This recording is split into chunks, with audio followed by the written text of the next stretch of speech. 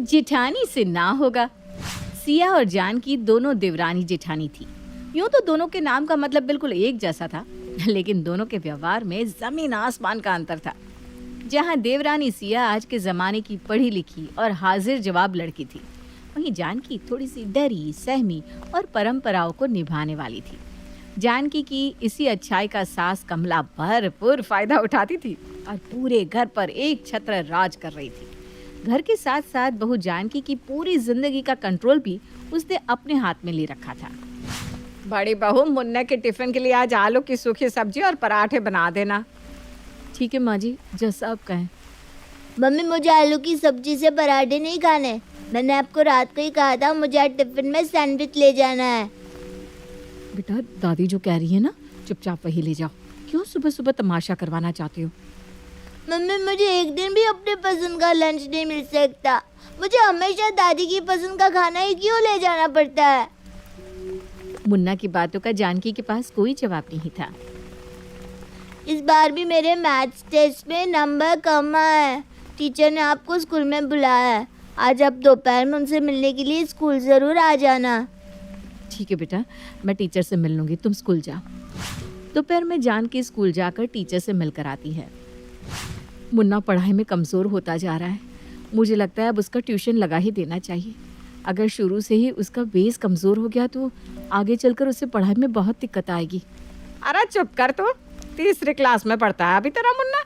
अभी से उसे कोचिंग की लत लगाने की कोई ज़रूरत नहीं है।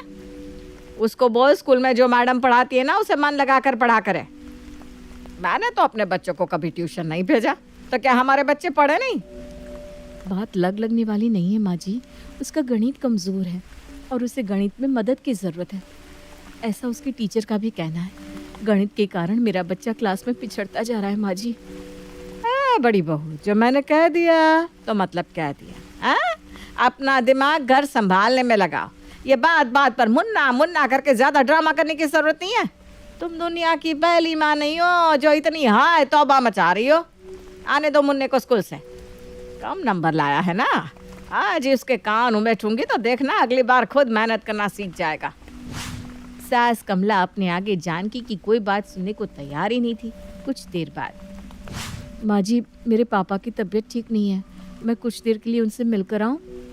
अरे नजदीक में ससुराल होने का मतलब ये नहीं है कि माँ बाप को छींक भी आ जाए तो फुदक कर मायके पहुँच जाओ। तो क्या डॉक्टर नहीं है जो वहाँ जाकर उन्हें ठीक कर देगी? अपने पापा को बोल तबीयत ठीक नहीं है तो जाकर डॉक्टर को दिखाए। क्या बात बात पर बेटी को फ़ोन मिला देते हैं। ठीक है माँ जी। क्या ठीक है माँ जी? अरे आपके पापा की तबीयत खराब है, आपको माँ जी से परमिशन लेने की ज़रूरत ही क्या है? वो होती कौन है आपको अपने पापा से मिलने से रोकने वाली? अरे भाभी, कब तक ऐसी गूंगी गुड़िया बनकर अपनी ज़िंदगी को जहन्नुम बनाओगी? कभी तो गलत को गलत कहा करो आप। सुबह मुन्ना टिफ़िन में क्या ले जाएगा, मुन्ना ट्यूशन जाएगा या नहीं जाएगा, कौन कब कहाँ जाएगा, क्या खाएगा, सब कुछ माँ जी ही तो तय करती है। और सबसे बड़ी बात, वो आप पर इतनी हावी इसलिए होती है क्योंकि आप उन्हें अपने ऊपर हावी होने देती हैं। आपको शुरू से ही गलत बातों का विरोध करना चाहिए था। पता नहीं भाभी किस मिट्टी की बनी हो आप। देखो सिया, मेरे संस्कार मुझे माँ जी की बातों को काटने की इजाज़त नहीं देते। अरे वो हमारे घर की बड़ी हैं, ऐसे कैसे मैं उनकी बात को गलत साबित करके अपनी चला सकती हूँ?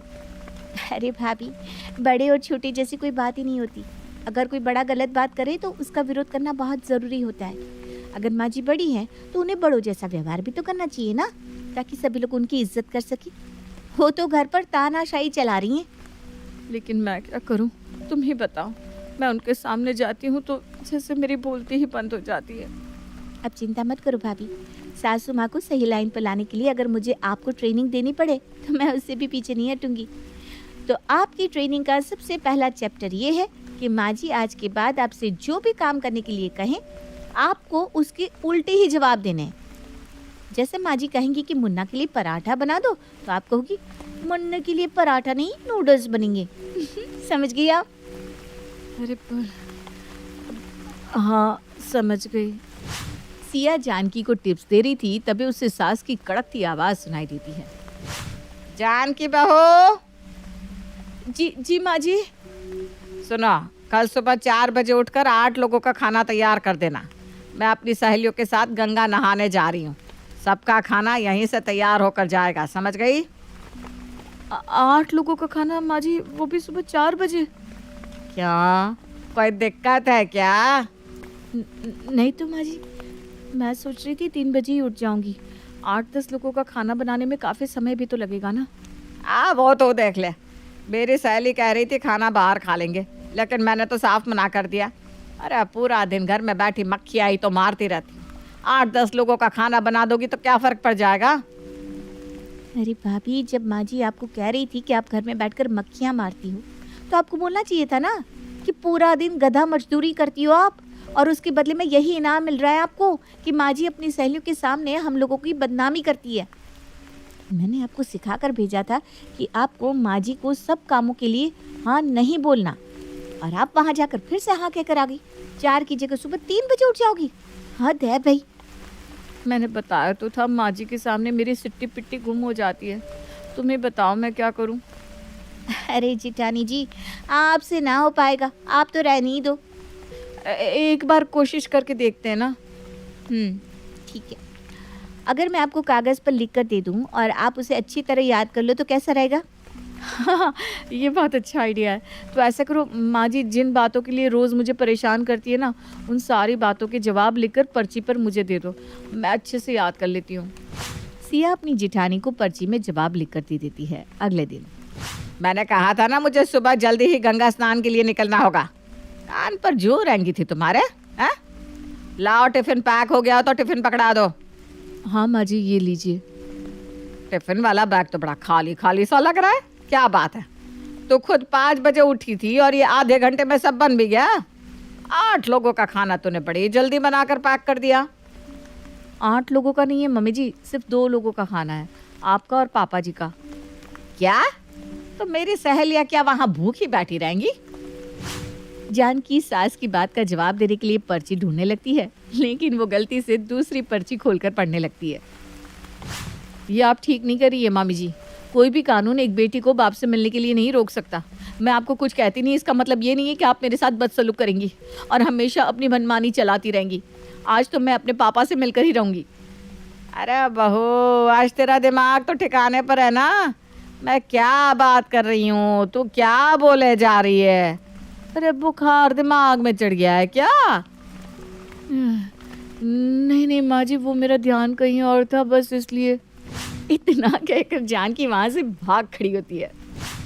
जिठानी जी, अब तो मुझे समझ में आ ही गया है कि आपसे ये सब ना हो पाएगा। चुपचाप जो जैसा चल रहा है ना वैसा चलने देते। और ऐसे कौन करता है?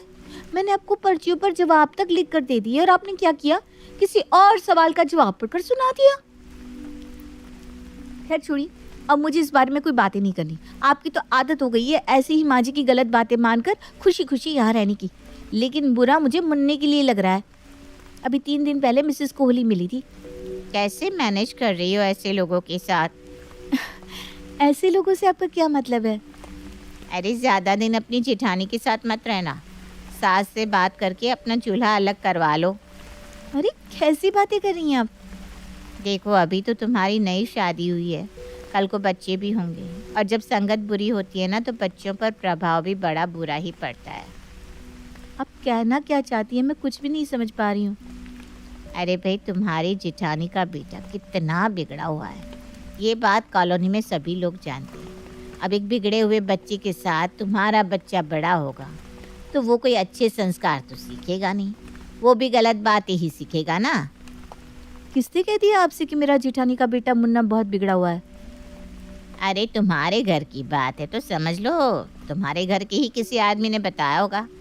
हमें कोई सपने तो आए नहीं, तुम्हारी सासू माँ ने बताया। सिर्फ मैं नहीं, पूरी कॉलोनी इस बात को जानती है। तभी मुन्ने के साथ हम लोग अपने बच्चों को खेलने नहीं देते। क्या कहा तुमने? माँ जी ने मेरे मुन्ने के बारे में ऐसा अनाप शनाप कहा है? अरे मेरा भोला सा बच्चा कभी किसी से ऊंची आवाज में बात तक तो नहीं करता, उसे सारी दुनिया में बिगड़ा हुआ बच्चा कहकर बदनाम कर रखा है। आज मैं माँ जी को छोड़ूंगी नहीं, आज उन्हें मेरी बातों का जवाब देना ही होगा। इतना कहकर जानकी गुस्से में सास कमला के पास पहुंच जाती है। माँ जी, मेरा मुन्ना बिगड़ा हुआ है ना, तो आज आप बताइए आखिर क्या खराबी है मेरे मुन्ने में, जिसकी वजह से आपने सारी दुनिया में उसे बिगड़ा हुआ बच्चा कहकर बदनाम कर दिया है। अब मुझे समझ में आया कि कॉलोनी के बच्चे मेरे मुन्ने के साथ खेलना क्यों नहीं चाहते। मिसेस कोहली, मिसेस वर्मा मुझे देखकर मुंह क्यों चढ़ा लेती हैं। अरे माँ से भी बढ़कर सम्मान किया मैंने आपका, और बदले में आपने मेरे साथ क्या किया? सारी दुनिया में झूठी बदनामी।